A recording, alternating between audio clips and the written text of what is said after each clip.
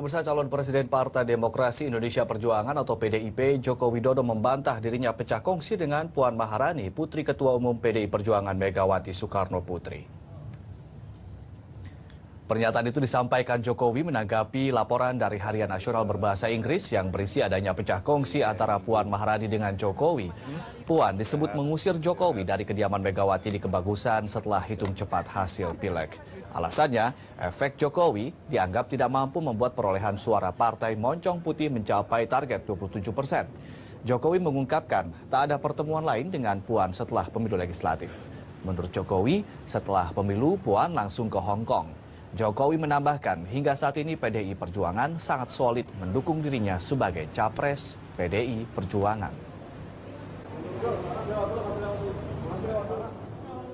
Beneran ada konflik nggak sama Pak? Nggak ada. Gimana siapa yang nulis konflik-konflik itu kemarin? Di Jakarta Pos ada Pak? Nggak ada. Baik-baik Setelah aja, pertemuan pemilu itu sudah Mbak Puan langsung kan keluar ini ke Hong Kong. Kembali nanti malam. Ketemu aja enggak kok. Ada aja. Ada Jakarta Pos enggak ini? Dalam keluarga semuanya. Semuanya rukun, semuanya mendukung.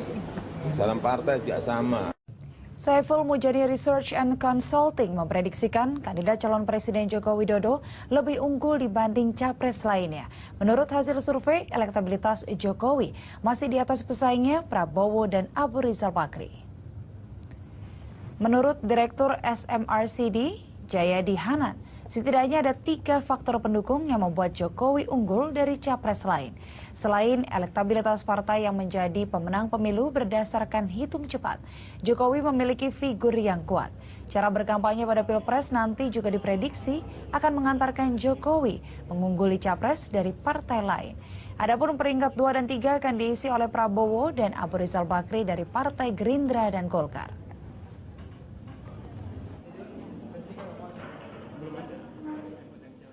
Tapi berdasarkan data-data yang ada sekarang, dengan melihat gabungan antara elektabilitas partai, kemudian kekuatan calon presiden masing-masing, serta kemampuan nanti berkampanye, maka sementara ini yang unggul adalah adalah koalisi yang dipimpin oleh PDIP, disusul oleh koalisi yang dipimpin oleh Gerindra.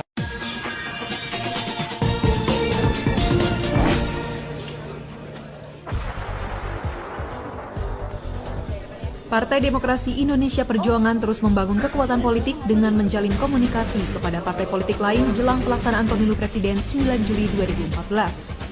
Setidaknya PDIP sudah menemui PKB lalu Partai Nasdem. Tak hanya itu, melalui capres yang diusungnya yaitu Joko Widodo atau akrab disapa Jokowi, PDIP mulai mencoba mendekatkan diri dengan Partai Golkar.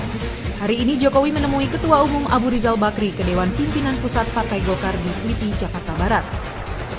Mengenai hasil pertemuan dengan Jokowi, Ical mengatakan tidak ada kesepakatan untuk berkoalisi di Pilpres 2014 karena baik PDIP maupun Golkar memiliki capres masing-masing. Namun Ical tak menutup diri untuk berkoalisi setelah Pilpres. Sepakat bahwa pemilu ke depan harus pemilu yang damai dan kepentingan seluruhnya dan kepentingan rakyat Indonesia. Tadi kami bertukar pandangan dan kami bersepakat satu hal yang penting adalah bahwa baik Partai Golkar dan Partai Demokrasi Indonesia Perjuangan akan tetap melakukan mencalonkan calon presiden sendiri-sendiri. Siapapun yang menang dalam Pilpres yang akan datang, maka kami akan mendukung satu presiden yang terpilih nantinya dalam bentuk satu kerjasama di dalam parlemen untuk Indonesia yang lebih baik.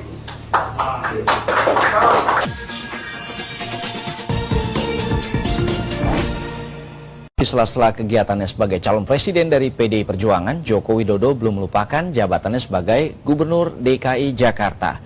Selepas waktu makan siang tadi, Jokowi menyempatkan diri untuk mengecek perkembangan Waduk Pluit.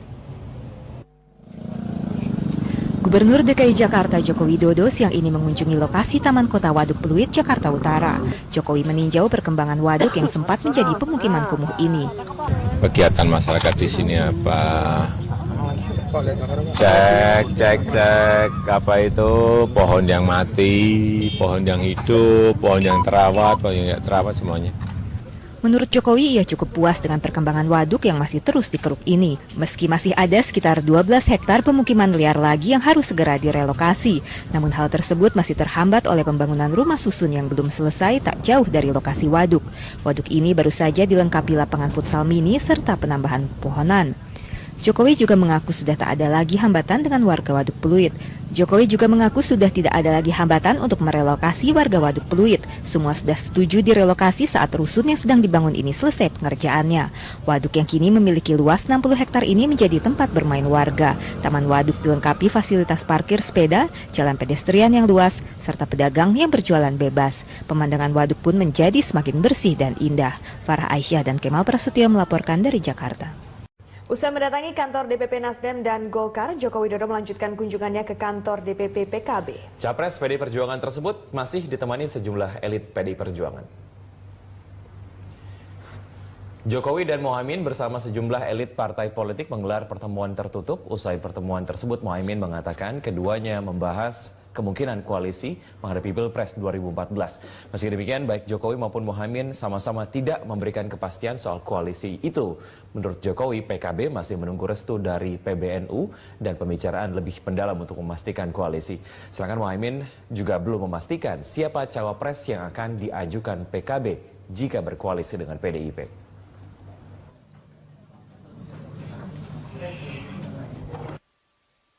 Mengenai wakil presiden juga sudah muncul, tetapi juga masih digodok dalam waktu juga yang sesingkat-singkatnya. Uangnya lebih besar sama Pak Mahfud untuk jadi pendampingnya Jokowi. Pak Mahfud dengan tiga.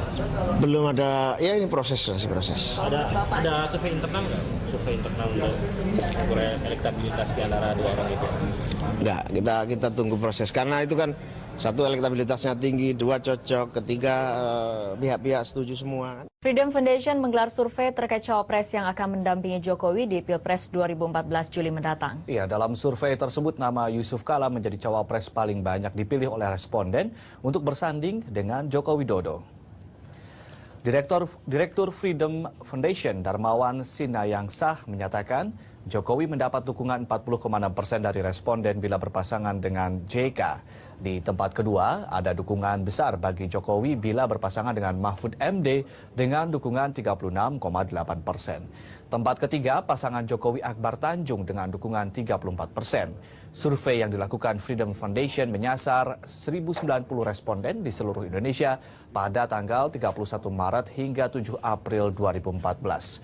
Survei tersebut memiliki tingkat kepercayaan 95%. Sementara pengamat politik Siti Zuhro berpendapat hasil survei boleh menyandingkan siapapun untuk maju dalam Pilpres. Namun yang terpenting, pasangan yang maju merupakan pasangan yang memiliki kecocokan visi dan misi, bukan hanya politik dagang sapi dan politik transaksional. Yang paling besar di sini bisa dilihat dan kemudian juga satu koalisi yang bisa memastikan mengunci gitu ya, bahwa kita punya visi misi yang bisa memperbanyak persamaan, bukan memperbanyak perbedaan.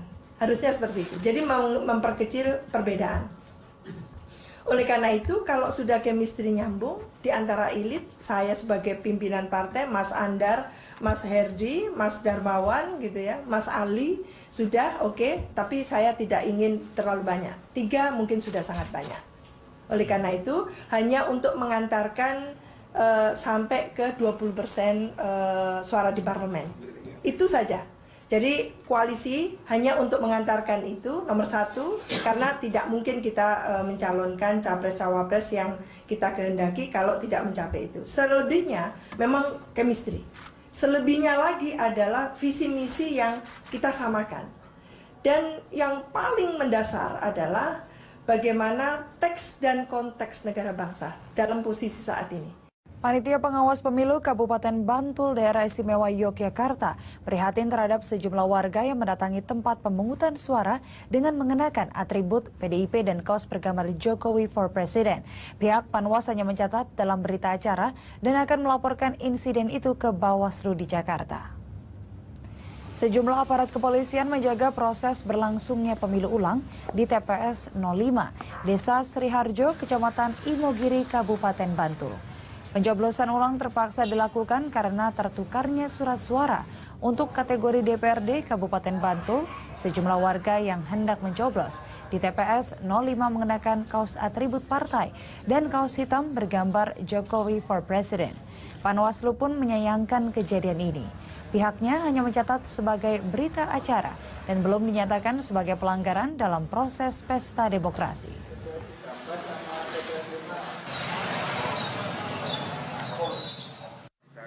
Juga sudah konsultasikan ke Bawaslu RI, kebetulan ini ada anggota Bawaslu RI, karena ini kan belum masanya kampanye yang presiden, jadi kami belum bisa bersikap atau bersikap untuk melarang mereka kan. Kaitannya tentang pemakaian yang dukungan untuk Pak Jokowi. Dari warga? Saya belum tahu dari mana, kan dari warga sini, karena tadi yang bersangkutan juga milih juga kan. Artinya ini berarti pelanggaran atau hanya nanti dilaporkan atau bagaimana Pak? Nanti. Ini catatan bagi kami pengawasan.